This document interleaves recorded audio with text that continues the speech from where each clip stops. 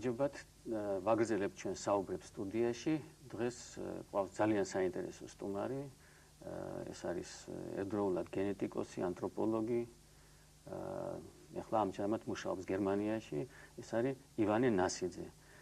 სულხან ნასიძე ჩვენი სახელოვანი კომპოზიტორის ვაჟიშვილი. და აქ რაკი გენეტიკაზე ვილაპარაკეთ, აქ სწორედ გენეტიკა მჟღავნდება. აი ჯერ პირველ რიგში მოგვიყევი იმის შესახებ სად მუშაობ? მე მუშაობ გერმანიაში მაქს პლანკის ინსტიტუტში, ეს არის მაქს პლანკის საზოგადოების ინსტიტუტი, ევოლუციური გენეტიკის ინსტიტუტი, რომელიც ამ ცოტა ხნის წინ ჩამოყალიბდა, დაახლოებით 2 წლის წინ, და რომელიც ძირითადი მიზანიც არის და რომლის ძირითადი მიზანიც არის ადამიანის ევოლუციის შესწავლა. ადამიანის, ასე ვთქვათ, ევოლუციის ყველა ასპექტის შესწავლა, სწორედ ამიტომ საკმაოდ საინტერესო და უნიკალური ინსტიტუტი არის ამ თვალსაზრისით. იქ ჯერჯერობით დაფუძნებულია და გახსნილია 4 განყოფილება. ერთი განყოფილება, სადაც მე ვმუშაობ, ეს არის ევოლუციური გენეტიკის განყოფილება.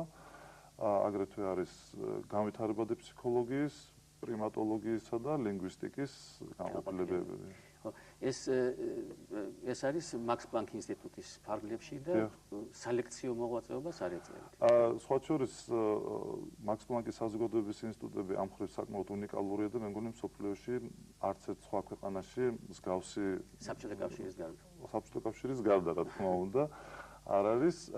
მაქს პლანკის საზოგადოების ინსტიტუტები მოწოდებულია აწარმოონ კვლევები ფუნდამენტურ მეცნიერებებში, ფუნდამენტური კვლევები და განახორციელონ ის კვლევები, რომლის ფინანსური და საშუალებები და რესურსები არ გააჩნიათ დაუშვათ უნივერსიტეტებს ან სხვა აკადემიურ. ერთ სიტყვით მე თუ სწორედ გავიგე, შენი მოღვაწეობის სფერო და დღევანდელი ჩვენი საუბრის თემა იქნება ევოლუცია, კაცობრიობის ევოლუცია, გენეტიკის გამოყენებით, ხო, ასე არის ეს?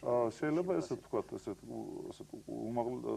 კაცობრიობის ევოლუცია, ეთნიკური ჯგუფების ჩამოყალიბება, განვითარება, მათ შორის ურთიერთობა და საკმაოდ საინტერესო ამ თვალსაზრისით ამ ბოლო 10 წლებში განსაკუთრებით განვითარდა გენეტიკური ინფორმაციის გამოყენება ისტორიაში უძველესი მაგალითად მიგრაცია სხვადასხვა ხალხებისა და აი გენეტიკური კვალის დადგენა ამ უძველეს მიგრაციებისა და ამ მხრივ სხვა შორის მართლა ძალიან საინტერესოა თვალსაზრისით ამ ჩვენს მიერ მოპოვებული ინფორმაცია, რომ ჩვენი ინფორმაცია საშუალებას აძლევს დააზუსტოს დათარიღებაც კი აი ისტორიული მოვლენებისა, რომელსაც ადგილი ჰქონდა გენეტიკურად, რა თქმა უნდა.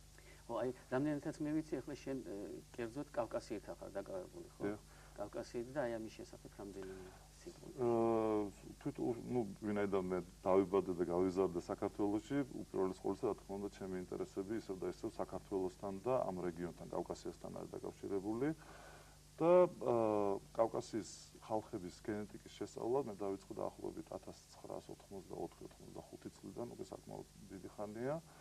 და სწავლობთ თავიდანვე გერმანიაში. არა, თავიდანვე გერმანიაში არა, ეს ყველაფერი ხდებოდა მოსკოვში, ჯერჯერობით MGU-ში დაამთავრე მოსკოვის სახელმწიფო უნივერსიტეტი და შემდეგ უკვე ასპირანტურაში ამ ზოგადი გენეტიკის ინსტიტუტში ვახორციელებდი ამ ჩემ პროექტებს.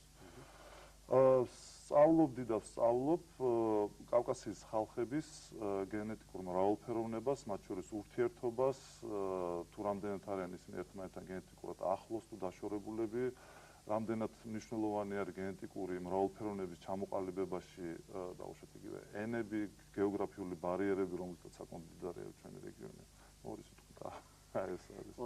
რამდენადაც იცი, ესე იგი შენ გაქვს აქ არქეოლოგების მიერ ნანახი ძვლები და გინდა დაადგინო კავშირი მათსა და ჩვენ შორის ახლანდელ თანამედროვე. რა თქმა უნდა.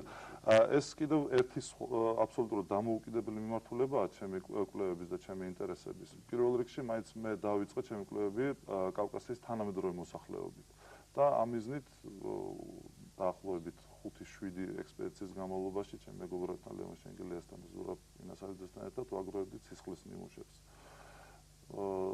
და სწავლობდით ამ სისხლის ნიმუშებში სხვადასხვა გენეტიკური მარკერების განაწილებას და უკვე შემდეგ სპეციალური მეთოდების გამოყენებით ესე იგი შეგიძლია თქვა ის რომ აი ხეთების დაუშვათ ხეთი თუ იყო დაუშვათ ჩვენი წინაპარი ხო მისი გენი რაღაცნაირად უნდა გამოდიოდეს ჩვენთან. რა თქმა უნდა, სხვა შორის გენეტიკის ასე ვთქვათ სიძლიერე სწორედ იმაში მდგომარეობს, რომ დღეს მცხოვრები ადამიანი, რომელიც ატარებს ამ გენებს, არის ეს გენები არიან ზუსტი ასლები იმ გენებისა, რომელსაც ატარებდნენ მისი წინაპრები.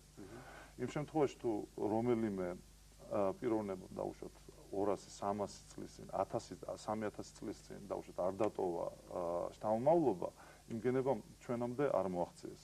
მაგრამ ის გენები, რომლებიც დღეს ჩვენში ცოცხლობენ და ფუნქციონირებენ, ისინი არიან სწორედ ამ ჩვენ წინაპრების გენების ზუსტი ასლი. ხო, ეს ძალიან საინტერესოა, მაგრამ აი მაშინ მე მაინტერესებს ესეთი რამ, რამდენად არის გამართლებული ასეთი ახლა მიღებულია ჩვენთან ძალიან ხშირად გაიგონ გაზეთებშიც წერენ ამის შესახებ და ასეთ ლიტერატურაში. წერენ რომ აი რაღაცა ქართული გენის შესახებ არსებობს თუ არა ასეთი გენი. დავუშვათ ფრანგული გენი და ქართული განსხვავდებით თუ არა რაღაც. ესე იგი ტერმინი ქართული გენი ეს უფრო გამოიყენება ესე პოპულარულ ლიტერატურაში, პრესაში. სპეციალისტები ასეთ ტერმინს არ ხმარობენ, იმიტომ რომ არ არსებობს გენი, რომელიც აქვს მხოლოდ ქართულს, არ არსებობს ფრანგული გენი, რომელიც მხოლოდ ფრანგებს აქვს, გერმანელებს.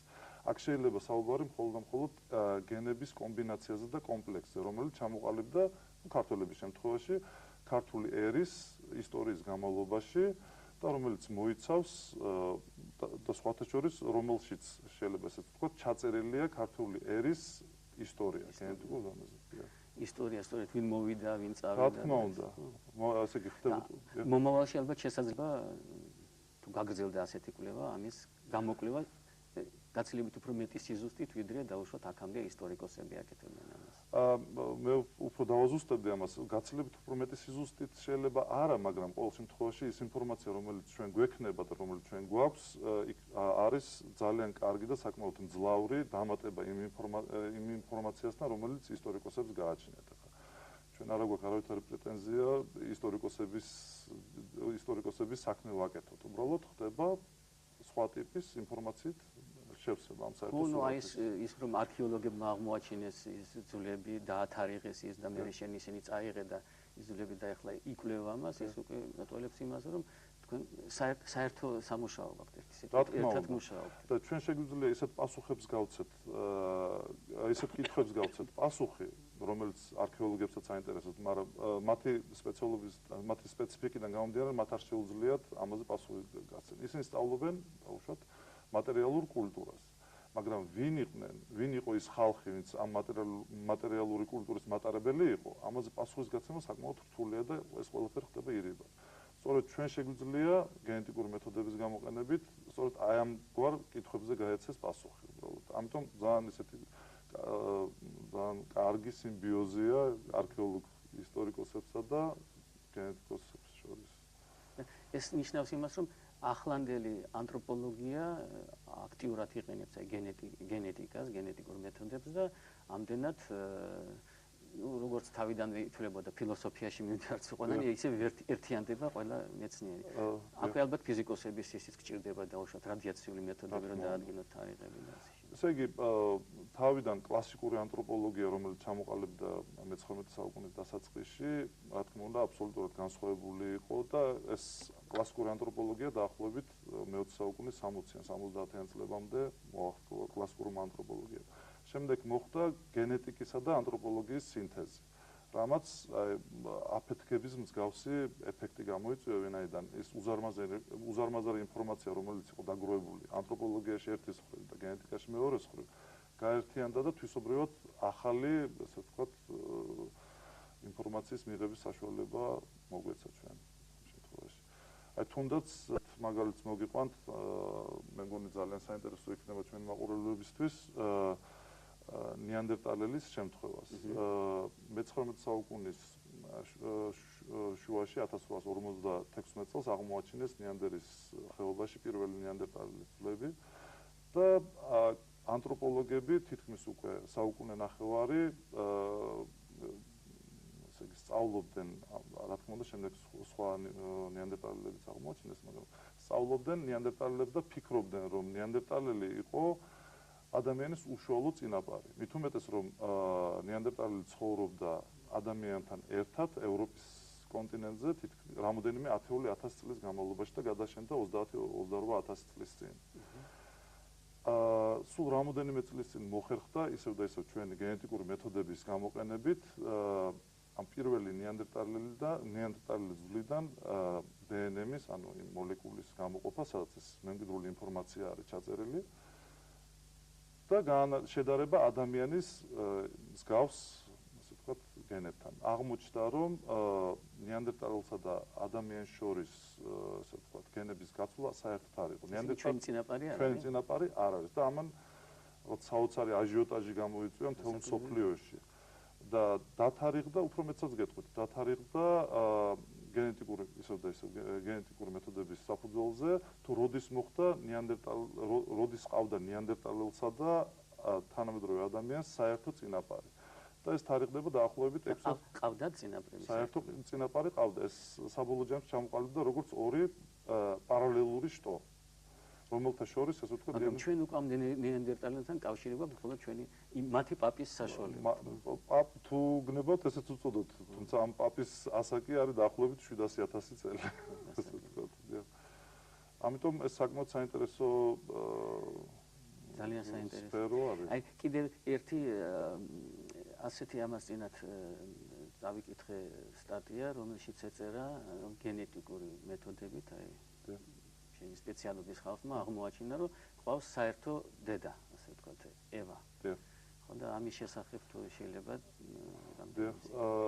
პირველ რიგში მაინც ვიტყვი, რომ მაქვს ბედნიერება ვიმუშაო იმ ლაბორატორიაში, იმ ხელმძღვანელით, სწორედ ამ, ასე ვთქვათ, ევას აღმომჩენია. თუმცა ის გერმანელი არ არის. ის არის ამერიკელი, მარკს ლონკინგი, პროფესორი მარკს ლონკინგია. თუმცა ტერმინი ევა და თვითონაც აღიარებს ეს კაცი, რომ მეტაფორული არის და საკმაოდ არა ცუდად არ შერჩეული, იმიტომ რომ ჩვეულებრივი ადამიანის ცნობიერებაში ევა ასოცირდება რაღაც უფრო სხვა მოვლენებთან და სხვა პიროვნებასთან. ამ შემთხვევაში ევაზე საუბარი იმიტომ არის, რომ ასე იგი ეს ევა არ იყო ერთი ადამიანი, არამედ აქ ლაპარაკი არის იმ წინაპრებზე, იმ წინაპართა პოპულაციაზე, საიდანაც შესაძლოა ჩამოყალიბდეს. რამდენი იყვნენ ისინი დაახლოებით? ესაც შეფასებული არის, ასე ვთქვათ, გენეტიკური ინფორმაციის გამოყენებით, იყო საკმაოდ მცირე, დაახლოებით 10,000 კაცი. დაახლოებით. ეს ისევ და ისევ ვიმეორებ, რომ არის რეკონსტრუქცია. ამ პროცესების რეკონსტრუქცია, რომელიც ცნობილებაც უზარმაზარია, როდესაც ლაპარაკობ 10,000-ზე, ეს არ ნიშნავს, რომ 10,000 იყო ან 9,000 დავუშვოთ. არამედ საკმაოდ მცირერიცხოვანი პოპულაციამ დაუდო სათავე კაცობრიობას. და მათ სულ ყველას ერთნაირი გენები ჰქონდათ თუ რა? მათ ერთნაირი გენები არ ქონიათ, იმიტომ რომ ამ პოპულაციამდე კიდევ საკმაოდ დიდი ისტორია აქვს ჰომო საპიენსის ჩამოყალიბებას, ანუ ჰომო საპიენსის ანატომიურად. იზიარებ თქვენ ჩარლზ დარვინის თეორიას, რომ საიდან ჰომო საპიენსი იყო, საიდან? რა თქმა უნდა, მაგრამ თუმცა ჩარლზ დარვინის თეორია დღევანდელი სახით ცოტა სახეცვლილია, ისევ და ისევ გენეტიკის წყალობით, ვინაიდან გენეტიკის განვითარებასთან ერთად მოხდა მისი სრულყოფა და დახვეწა. ასე რომ ჩარლზ დარვინის თეორიას ვიზიარებ. მაგრამ მის ძირითად იდეას, ევოლუციის იდეას, რა თქმა უნდა. ხო, ეხლა დაუბრუნდეთ ისევ ევას. კი ბატონო. ესე იგი, დაუბრუნდეთ ევას. თვითონ ევა ტერმინი ისევ და ისევ ვიმეორებ არის საკმაოდ მეტაფორული და ნიშნავს იმ უბრალოდ იმ მცირერიცხოვან პოპულაციას, რომელმაც სათავე დაუდო ანატომიურად თანამედროვე ადამიანს, ანუ ჰომო საპიენს. ადგილიც არის, ასე ვთქვათ, ადგილი უბრალოდ კონტინენტის დონეზე, რა თქმა უნდა, მითითებული, ეს გახლავთ აფრიკა. სწორედ აფრიკაში ხვდებით ყველაზე დიდ გენეტიკურ მრავალფეროვნებას, ყველაზე, ასე ვთქვათ, რაც უფრო მრავალფეროვანია გენეტიკურად პოპულაცია, მით უფრო ძველია. ვინაიდან ორი სიტყვა მოგახსენეთ, რომ დღევანდელი გენეტიკური მრავალფეროვნება არ ჩამოყალიბდა გუშინ და გუშინწინ. ეს ამ მრავალფეროვნების დაგროვება ხდებოდა თაობათა განმავლობაში. და რაც უფრო მრავალფეროვანია პოპულაცია, მით უფრო ხანგრძლივი არსებობის დრო აქვს მას. და სწორედ ერთ-ერთი კრიტერიუმი იმისა, რომ მითითებულიყო აფრიკა და არა სხვა ადგილი, სწორედ ეს გახლავთ. და ეს ერთ სიტყვით ესეც ასე ვთქვათ ფაქტიურად ჰიპოთეზის დონეზე. რა თქმა უნდა, ეს არის ისევ და ისევ ჰიპოთეზა. ეს არ არის ასე ვთქვათ ჭეშმარიტება ბოლო ინსტანციაში, ეს ნუ როგორც ყველაფერი მეცნიერებაში. რა თქმა უნდა, ეს არის ერთ-ერთი შემდგომი ნაბიჯი ასე ვთქვათ მეცნიერების განვითარებისა. ხო, აი ძალიან მაინტერესებს კიდევ ერთი რამ. რამდენადაც ვიცი, კვლევა მიმდინარეობს, არ ვიცი იპოვეს თუ არა, ადამსაც ეძებენ ასეთნაირად, ხო, გენეტიკურად და თუ იპოვიან, მაშინ ასეთი, ნუ არსებობს, ასე ვთქვათ, ორი ადამიანი. ამავე დროს მე და თქვენ სხვადასხვა ფერის თვალები გვაქვს, ხო? მე მაქვს მუქი, თქვენ შავი, ვიცი რომ დომინანტური არის მაინდა-მაინც შავი და თუ ჩვენ ერთი და იგივე წინაპარი გვყავდა, წინაპრები, რატომ მაქვს განსხვავებული თვალები? თუ ძალიან სულიერი კითხვა არის. არა, რატომ საკმაოდ საინტერესო კითხვა არის. მე დავიწყოთ იქიდან, რომ დაუშვათ იგივე თვალების ფერი, ისე როგორც კანის ფერი, დაუშვათ ის ნიშნები, რითაც ჩვენ ვანსხვავებთ ერთმანეთს, არ განისაზღვრება ერთი ცალკეული გენით, არამედ ეს არის გენების კომპლექსის ურთიერთქმედების შედეგი. და თაობიდან თაობაში მემკვიდრული ინფორმაციის გადაცემასთან ერთად ხდება ამ მრავალი გენის კომბინაციის ცვალებადობა, რის შედეგადაც ჩვენ გვაქვს სხვადასხვა ფერის თვალები. ერთის მხრივ. მეორეს მხრივ, ეს გარეგანი ნიშნები, რაც ჩვენ გაგვაჩნია, ისო თვალების ფერი იქნება, კანის ფერი. ეს ყველაფერი არის ადაპტაციური გარემოსთან შეგუების, ასე იგი, ადაპტაციური ნიშან-თვისებები. ესე იგი გარემოზე არის დამოკიდებული. მეტწილად არის გარემოზე დამოკიდებული. ეს მხოლოდ და მხოლოდ კანის ფერის მაგალითად ზანგი შეიძლება პირობებში შეეცვალოს, რამდენიმე საუკუნის მერე თეთრი გახდეს. მე თქვენ გეტყვით ესეც საინტერესო აღმოჩენა გაკეთდა სულ ცოტა ხნის წინ, როდესაც გაანალიზეს რასობრივი ნიშან-თვისებების გამოყენებით, რომელიც დღეს არსებობს, ადამიანის ძვლები, რომ დაახლოებით 15-20,000 წლის ადამიანის ძვლები და აღმოჩნდა, რომ ის რასობრივი ნიშან-თვისებები, რომელიც დღეს, ასე ვთქვათ, გამოიყენება, იმ პერიოდში არ არსებობდა. საერთოდ. ეს მოიცეთ რას ნიშნავს, რომ სულ ყველანი ერთი ფერისანი იყვნენ? სულ ყველანი ერთი ფერისანი არ იყვნენ. რა ფერისანი იყვნენ, ამას მე თქვენ ვერ გეტყვით, იმიტომ რომ ეს აქ ლაპარაკია მხოლოდ და მხოლოდ ძვლის ნაშთებზე ამ შემთხვევაში.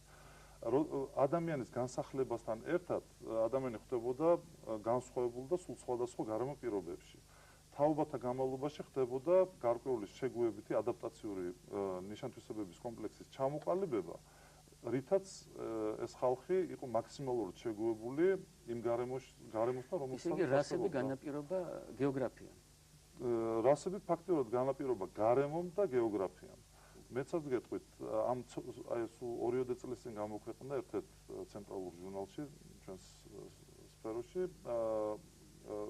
სტატია, სადაც ესე ვთქვათ, იყო გაანალიზებული, გენეტიკურად გაანალიზებული სხვადასხვა რასის წარმომადგენლები, საკმაოდ ესეთი დიდი მასალის საფუძველზე. აღმოჩნდა, რომ ეგრეთ წოდებული რასების შიგნით ადამიანები გენეტიკურად გაცილებით უფრო განსხვავდებიან, ვიდრე რასებს შორის. აი თუ ავიღებთ ორ სიტყვაზე, ასე ვთქვათ, ორ ევროპეიდელს, ანუ უბრალოდ კავკაზოიდს და ამაზეც სხვა შორის საინტერესო არის. ისინი უფრო განსხვავდებიან ერთმანეთისაგან, ვიდრე თუ ავიღებთ ერთ დავუშვათ თეთრკანიანს და შავკანიანს. ასე რომ რასობრივი თეორია, რასებზე საუბარი გენეტიკურ დონეზე და გენების საერთოდ ეს არის საფუძველი მემკვიდრული ინფორმაციისა. აბსოლუტურად, ასე ვთქვათ, საფუძველს მოკლებულია აბსოლუტურად. ისე იგი რასებად დაყოფა, რამდენადაც ვიცი, მაინც გარეგანი ნიშნებით არის. აბსოლუტურად ეს ყველაფერი ხდება. კანის ფერი, სახის მოყვანილობა დაუშვათ და თვალების ჭრილი და ასე შემდეგ. და ისიც აი რამდენად დიდი ისა აქ რა ქვია, ნუ ბალანი ტანზე. ეგეც არის. რამდენადაც ვიცი, ეს ევროპელებში, ევროპულ რასაში ეს აი ეს ბოლო ნიშანი განსაკუთრებით არის გამოხატული.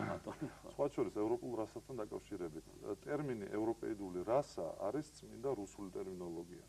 თუ მაინდა-მაინც ესე ვთქვათ, ამ ტერმინებს ვიხმართ.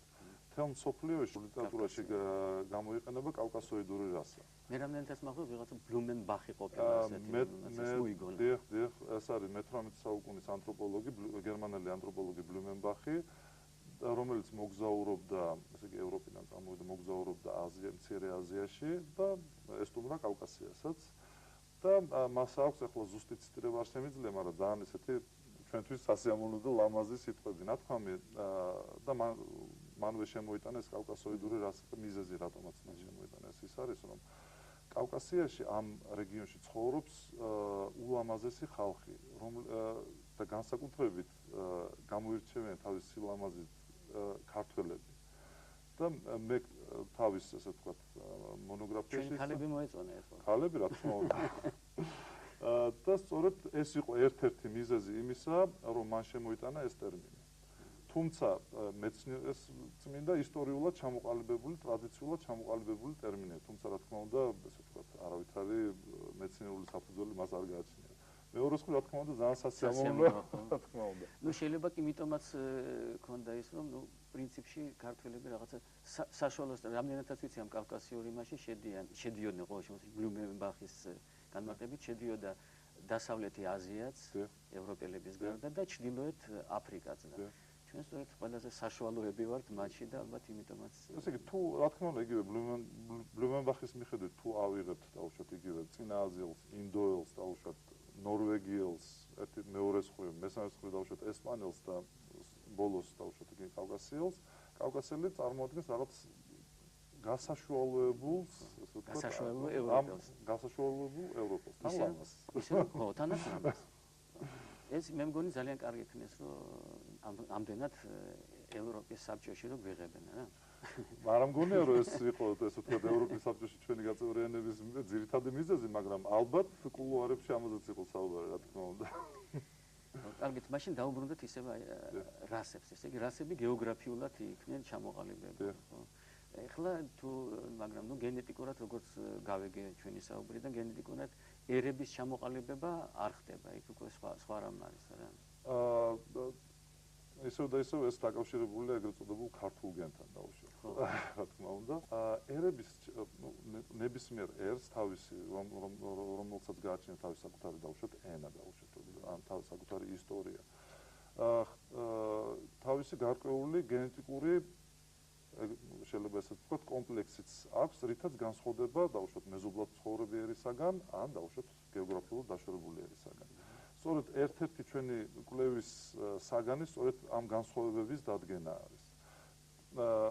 თუ ავიღებთ დაუშვათ ორ ერს, რომელთა შორისაც იყო მთელ ისტორიის განმავლობაში ინტენსიური მიგრაცია, როდესაც ხდებოდა გენების გაცვლა მათ შორის, მაშინ ეს ორი ერი გენეტიკურად საკმაოდ ახლომდგომი იქნება. იმ შემთხვევაში თუ გეოგრაფიულად მიუხედავთ იმისა, რომ ეს ერები ძალიან ახლოს ცხოვრობდნენ ერთმანეთთან, მაგრამ მათ შორის იყო რაღაც გარკვეული ბარიერი, მაშინ ისინი გენეტიკურად დროთა განმავლობაში სულ უფრო და უფრო შორდებიან. და ამ მხრივ კავკასია ძალიან საინტერესო ობიექტია კვლევის. ჩვენს მიერ ჩემ კოლეგებთან ერთად ეს შესწავლილი იყო კავკასიაში და ამ ბარიერების როლი გენეტიკური მრავალფეროვნების ჩამოყალიბებაში კავკასიაში. და ბარიერი შეიძლება იყოს არა მარტო გეოგრაფიული, არამედ კულტურული, ლინგვისტური, პოლიტიკური, კი ბატონო. თუმცა პოლიტიკური ბარიერი უფრო ხანმოკლე არის ისტორიის თვალსაზრისით, ვიდრე დაუშვათ გეოგრაფიული თუ ლინგვისტური, ან კულტურული, ან რელიგიური. და აღმოჩნდა ძალიან საინტერესო შედეგები მივიღეთ. აღმოჩნდა რომ გეოგრაფიულ ბარიერს, ну ჩვენ შემთხვევაში ეს არის კავკასიის ქედი, რომელიც საკმაოდ მძლავრ გეოგრაფიულ ბარიერად გვესახება და მოველოდით რომ მას უნდა ქონოდა ერთ-ერთი უნიშნულოვანესი როლი გენეტიკური თავისებურების ჩამოყალიბებაში. აღმოჩნდა რომ ეს გეოგრაფიული ბარიერი თამაშობდა მეორად როლს გენეტიკური თავისებურების ჩამოყალიბებაში, ბავშვები იგივე ამიერკავკასიის ხალხებისა და ჩრდილო კავკასიის ხალხების. წამყვანი როლი, როგორც აღმოჩნდა და ეს ესეთი აბსოლუტურად მოულოდნელი იყო ჩვენთვის, წამყვანი როლი ჰქონდა ენას. ანუ ორი პოპულაცია, რომელიც ლაპარაკობს ერთ ენაზე, გაცილებით უფრო ახლოს დგას ერთმანეთისაგან, თუნდაც გეოგრაფიულად დაშორებული ერთმანეთისაგან. ვიდრე გეოგრაფიულად მეზობლად მცხოვრები ორი პოპულაცია, რომლებიც სხვა ენაზე. ეს ძალიან საინტერესოა სხვა შორის, იმიტომ რომ მსგავსი სიტუაცია არის აღმოჩენილი ნაპოვნი უბრალოდ დაკვირვების გზით ნაპოვნი მხოლოდ ოკეანეაში. მხოლოდ და მხოლოდ. აი მე მაინტერესებს მაშინ ამასთან დაკავშირებით ლეკები რაღაც ერთი თქოს ყოველ შემთხვევაში ჩემს წარმოადგენაში ისინი ერთს წარმოადგენენ, მაგრამ რამდენადაც ვიცი, იქ რაღაც 40-მდე სცენა არის, მეტია მგონი რაღაცა. თქვენ საუბრობთ დაღესტნის ხალხებზე, დაღესტნის ხალხი, იმიტომ რომ ლეკები არიან დაღესტნის ერთ-ერთი ნაწილი.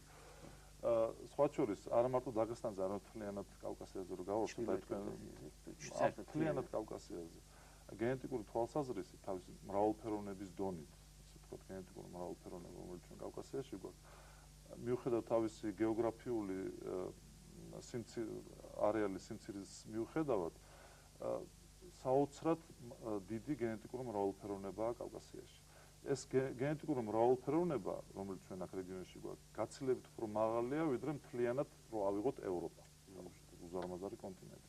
და სულ მცირედ ჩამორჩება მსგავსი გენეტიკური მრავალფეროვნების მაჩვენებელს, თუ ავიღებთ ამ უზარმაზარ აზიას. მაშინ თუ გავიხსენებთ იმას, რაც წინათა თქვით, რომ ევა იყო იქიდან აფრიკიდან, იმიტომ რომ სწორედ გენეტიკური მრავალფეროვნება ჰქონდათ, ვინაიდან და თუ ეს გენეტიკისთვის პლუსია, ну იმ ხრივ რომ იქ არის წყარო, ასე ვთქვათ, წარმოშობისა, თუ კავკასიაც ასეთივე მრავალფეროვნებას წარმოადგენს, აქაც რაღაცა ეხება სიძველეს უბრალოდ პოპულაციის და აი ეხლა დავასრულებთ სწორედ ერთ-ერთი სტატია, სადაც სწორედ მსგავს გენეტიკურ მარკერებს სწავლობდით კავკასიაში მოლეკულურ დონეზე, რომლითაც დადგენილი იყო ევა, მაგრამ ამ შემთხვევაში ჩვენ სწავლობდით უკვე კავკასიაში. და დათარიღდა დაახლოებით როდის, რა თქმა უნდა, ისევ და ისევ მას აქვს საკმაოდ დიდი ცდომილების ფარგლები და საკმაოდ ისეთი ზუსტი დათარიღება არა შეუძლებელი ამ შემთხვევაში, მაგრამ გენეტიკური ინფორმაციის საფუძველზე ჩვენ შეგვიძლია ვივარაუდოთ, უბრალოდ ჰიპოთეზის დონეზე, ასე ვთქვათ, ვისაუბროთ იმაზე, რომ კავკასიაში ადამიანი პირველად გამოჩნდა დაახლოებით 35,000 წლის წინ. და ეს ის დრო არის, როდესაც პირველად საერთოდ გამოჩნდა ადამიანი ევროპის კონტინენტზე. ანატომიურად თანამედროვე ადამიანზე მაქვს საუბარი. როდესაც და საერთოდ აი ეს ევა, რომელიც მონახეს, ის რამდენი წლის არის? ის არის საკმაოდ მოხუცი, ესე ვთქვათ, ეს ევა არ მოუნახიეთ, ისე ვამბობ, ეს არის აქ ლაპარაკი ისევ და ისევ ჰიპოთეტურ პოპულაციაზე, რომელიც სახლობდა აფრიკაში, რა ადგილას ამ ადგილას შეუძლებელია, ხო? არ უბრალოდ ის მაინტერესებს ასაკი, საკმაოდ ახალგაზრდა ეს შეიძლება ითქვას. დაახლოებით 150-200 წლის. ხო, ეს ბავშვი ყოფილა.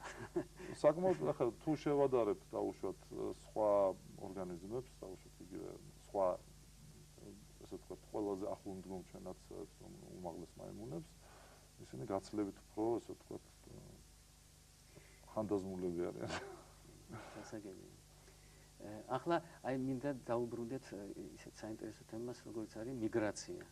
და აი მიგრაციის თუ არსებობს უკვე რაღაცა მონაცემები იმის შესახებ, როგორ ხდებოდა ეს მიგრაცია გენეტიკურად, როგორ ადგენთ ამას? სხვა შორის საკმაოდ ესეთ საინტერესო საკითხი არის ჩვენთვის, ვინაიდან ჩვენ ვცდილობთ ისევ და ისევ სპეციალური მეთოდების გამოყენებით გენეტიკური ინფორმაციის დღევანდელ მოსახლეობაში არსებული გენეტიკური ინფორმაციის შეგროვების საფუძველზე შესაძლებელი არის უძველესი მიგრაციების გენეტიკური კვალის დადგენა. მე ერთხელ ვთქვი უკვე, რომ დღევანდელი გენეტიკური მრავალფეროვნება გუშინ და გუშინ წინ არ ჩამოყალიბებულა, არამედ ეს არის შედეგი ხალხების, პოპულაციების განვითარების შედეგი არის. და ამ მრავალფეროვნების, ამ გენეტიკური მრავალფეროვნება შეიცავს ამ უძველესი მიგრაციების, მაგალითად მიგრაციების გენეტიკურ კვალს. ესე დადგინდა გენეტიკური კვალი, დაუშვათ ნეოლითური მიწათმოქმედთა განსახლებისა ევროპის კონტინენტზე, მაგალითად.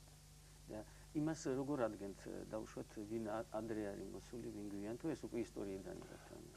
პირველ რიგში ვიღებთ ისტორიიდან, მაგრამ ჩვენც გვაქვს საშუალება, რომ გარკვეულწილად დავათარიღოთ. შემდეგ ხდება უკვე ამ ორი თარიღის ერთმანეთთან შეჯერება. ეს გენეტიკის საშუალება. მე ისევ ვსაუბრობ მხოლოდ გენეტიკაზე ამ შემთხვევაში. ესე იგი თქვენ შეგიძლიათ რაღაც მეთოდები გამოიყენოთ, რომლითაც შეგიძლიათ დაადგინოთ, ვინ უფრო ადრე არსებობდა, შემდეგ ვინ მოყვებოდა და რა თქმა უნდა, მე ხარ ის უბრალოდ რისი დამატება მინდოდა რომ ეს ყველაფერი ისევ და ისევ არის რეკონსტრუქცია. რა თქმა უნდა, რაღაც გარკვეულ ობიექტურ ინფორმაციაზე დაყრდნობით, მაგრამ რეკონსტრუქცია და რეკონსტრუქცია როგორც წესი, ასე იგი აბსოლუტური სიზუსტით არ გამოირჩევა. აქ არის ეს არის ჩვეულებრივი ნორმალური მეცნიერული მიდგომა, როდესაც ხდება, ასე ვთქვათ, ჭეშმარიტებისგან ნაბიჯ მიახლოება. თუმცა მას ჩვენ ვერასოდეს ვერ მივახცევთ. აი იმისათვის რომ ეხლა კარგად წარმოვიდგინოთ, რას წარმოადგენს საერთოდ აი გენეტიკა და როგორ დადგინდა დაუშვათ ევა და რატომ მაინც და მაინც ევა, ესე იგი რაღაცა და რატომ საიდან იცით რომ მაინც და მაინც ქალი არის? ეხლა არ მინდა რა თქმა უნდა არა სიღრმეებში ნუ შევიჭრეთ. გენეტიკის ლექსის საკითხო რა თქმა უნდა ეს მაგაზე არ არის საუბარი. ეს რატომ ევა და არ ადამი ან დაუშვათ ვიღაც სხვა დაუშვათ. იმიტომ რომ ეს ფაქტი, უბრალოდ ეს ჰიპოთეზა ჩამოყალიბდა იმ გენეტიკური მასალის ანალიზზე, რომელიც გადაეცემა მხოლოდ დედიდან შვილს. არსებობს ისეთი გენები, რომლებიც გადაეცემა მხოლოდ ქალის ხაზით გადადის თაობიდან თაობაში. და ასეთი გენი რა არის მაგალითად? რაზე არის პასუხისგებელი? ასეთი უпростоოდ ჩვენ ორგანიზმი, ჩვენ უჯრედში არის, ჩვენ გვჭირდება ენერგია სიცოცხლისათვის, მოძრაობისათვის, ამისთვის, ლაპარაკისთვის, რა სუნთქვისთვის და ასე შემდეგ. და ამ ენერგიის გამომუშავებაზე პასუხისმგებელი არის უჯრედის ერთი მცირე ნაწილი, რომელსაც მიტოქონდრია ქვია და ეს მიტოქონდრია შეიცავს საკუთარ დნმ-ს, ანუ მოლეკულას, რომელშიც ჩაწერილი არის მემკვიდრული ინფორმაცია. ეს არის მთლიანი ადამიანში არსებული მთლიანი გენეტიკური, ანუ მემკვიდრული ინფორმაციის ძალიან მცირე ნაწილი, 1%-ზე ნაკლები. მაგრამ მიუხედავად ამისა, იგი ის გადაამუშავებს, არა, მასზე ადამიანი გადამუშავდეს რაღაც დაუშვათ ზიდან ან საჭმელიდან მიღებული ენერგია, ჩემთვის საჭირო, ჩემს ენერგიას. დიახ. და სწორედ აი ეს, ასე ვთქვათ, უჯრედის ეს ნაწილი შეიცავს ამ რაც გარკვეულ მემკვიდრულ ინფორმაციას, რომელსაც ეწოდება მიტოქონდრიული დნმ. სწორედ ეს მიტოქონდრიული დნმ გადაეცემა დედიდან შვილზე. მხოლოდ ქალის ხაზით გადადის თაობიდან თაობაზე და ჩვენც აგვაქვს, მაგრამ ჩვენ არ გადავწყვეტთ. რა თქმა უნდა, დიახ. და ესე იგი რა ხდება ამ შემთხვევაში რა მოხდა უпростоოდ რომ ამ ინფორმაციის ანალიზის საფუძველზე მოხდა რეკონსტრუქცია იმ გენეტიკური ინფორმაციისა, რომელიც არსებობდა იმ ჰიპოთეტურ პოპულაციაში, რომელიც ცხოვრობდა აფრიკაში დაახლოებით 150-200 წლის წინ. და აღმოჩნდა, რომ ყველა დღესდღეობით არსებული ყველა ტიპი ამ დნმ-ისა, რომელიც ამ მიტოქონდრიაშია, წარმოდგენილი არის აფრიკაში. აფრიკაში არსებული დნმ-ის ტიპების მხოლოდ ნაწილი არის წარმოდგენილი დანარჩენ მსოფლიოში. ესე იგი, ფაქტიურად მსოფლიო წარმოადგენს ამ მიტოქონდრიული დნმ-ის საფუძველზე მხოლოდ აფრიკული მიტოქონდრიული დნმ-ის ტიპების რაღაც გარკვეულ ქვესიმრავლეს. ეს იყო ერთ-ერთი ესე ვთქვათ არგუმენტი, ესეთი არგუმენტი, რატომ არის გასაგებია და მაშინ კაცებს რა ისეთი გენი აქვთ, რომელიც გადაეცემა. ესე ვთქვათ, ეს საკმაოდ მნიშვნელოვანია. თუ საერთოდ არაფრით არ ვარგია. როგორ გიადრებოთ, არავითარ შემთხვევაში მაგას მე ვერ ვიტყვი. ჩვენ გაგვაჩნია ეგრეთ წოდებული Y ქრომოსომა, ეს არის უკვე სხვა სქესის გამსაზღვრელი ქრომოსომა, რომელიც საკმაოდ ღარიბი არის გენებით, მაგრამ მიუხედავად ამისა, ის გენები, რომლებიც ამ ქრომოსომაზეა განლაგებული, მეტად მნიშვნელოვანია. ესე იგი, როცა ეჩხუბებიან ისინი ქმრები, ცოლებს, რომ რატო გააჩენე კიდე ქმრის ბრალია.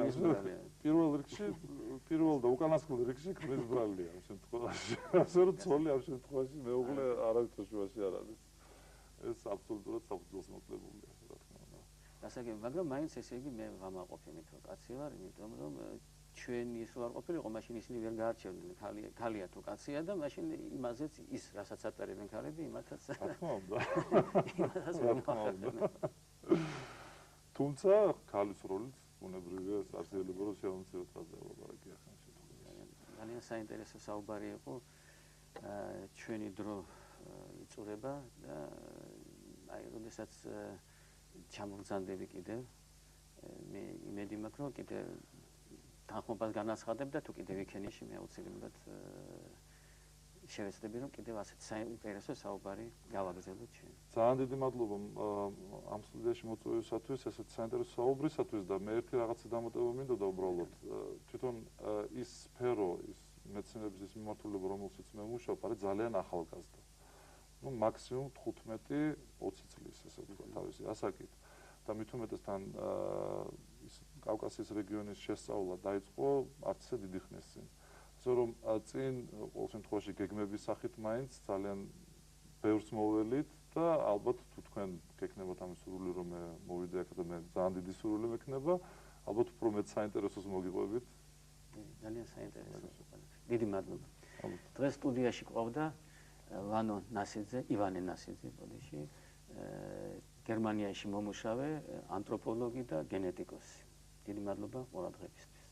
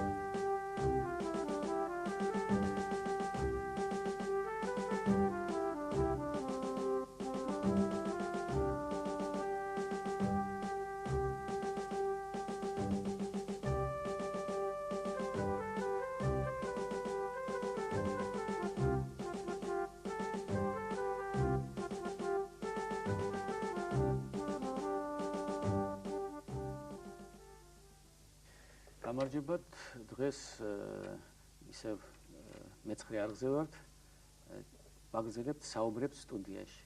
დღეს გვყავს ძალიან საინტერესო სტუმარი, ეს არის ლადო გურგენიძე, რომელიც ხელმძღვანელობს ერთ-ერთ დეპარტამენტს, დირექტორი არის იმ დეპარტამენტის დიდ ჰოლანდ ბანკში. ერთ-ერთ საუკეთესო ბანკში, რამდენადაც მე ვიცი მსოფლიოში. და მას აბარია ინვესტიციები, აღმოსავლეთ ევროპის ინვესტიციები, რომელშიც შევდივართ ჩვენც ქართველები.